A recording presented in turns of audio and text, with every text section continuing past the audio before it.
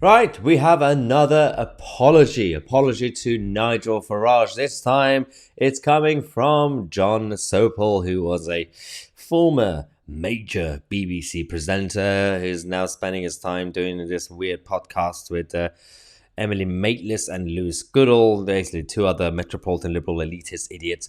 And this whole idea behind going around and defending Coots & Co. and the NatWest Group, this whole scandal about debanking Nigel Farage, it was funny how it showed the true side of a lot of people in the establishment, from the media class to the political class, because they came out and defended Coots & Co. initially without knowing the facts, and they accused Nigel Farage of lying and creating fake scenarios, and he's a conspiracy theorist and everything else like that.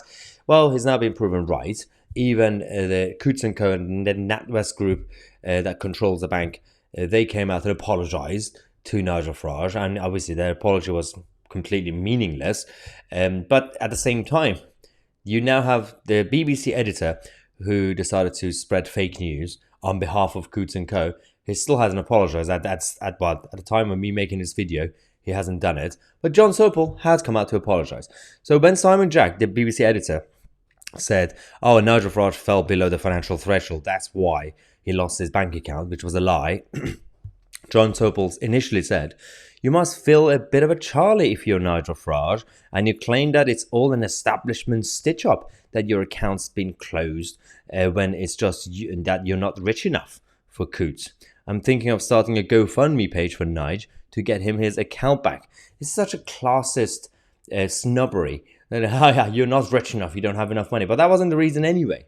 But now, John Sopel has apologized, saying, Dear Nigel, I always believed when I get things wrong, I own up to it. I got it wrong. Sorry.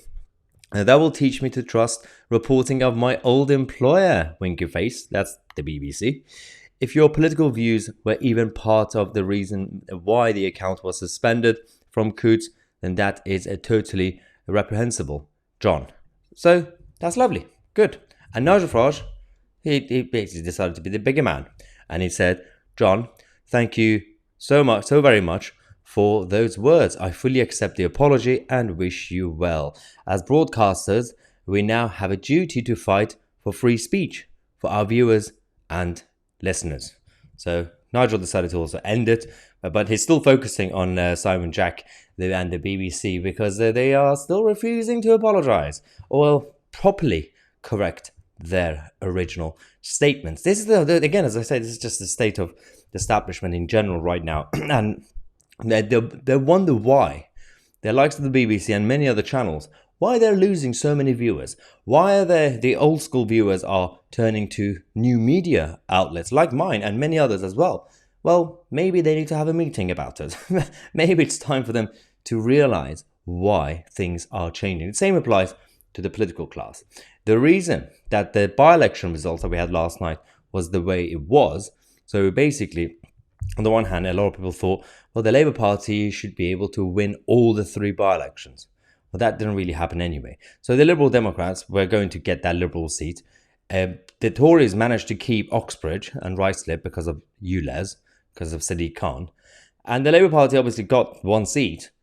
But the idea was that the Labour Party should be by default the opposition party. But that wasn't basically the verdict of the public. They gave the Tories one seat, they gave the Labour Party one seat, and they gave the Liberal Democrats the easy seat. Now the Liberal Democrats are also excited, saying, well, I think the country is turning to the Liberal Democrats. No, it's not. No, that's not how it works. The country is also sick and tired of all three of them, but they don't have an alternative to go to a new party. They don't really see a credible option yet, for now. That's why they are basically spreading their votes amongst the three. So they're all equally losers at the same time. Anyway, we're going to keep you guys posted on this and other important issues of the day throughout the day. I'm Mahyar Tousi, and we are the media.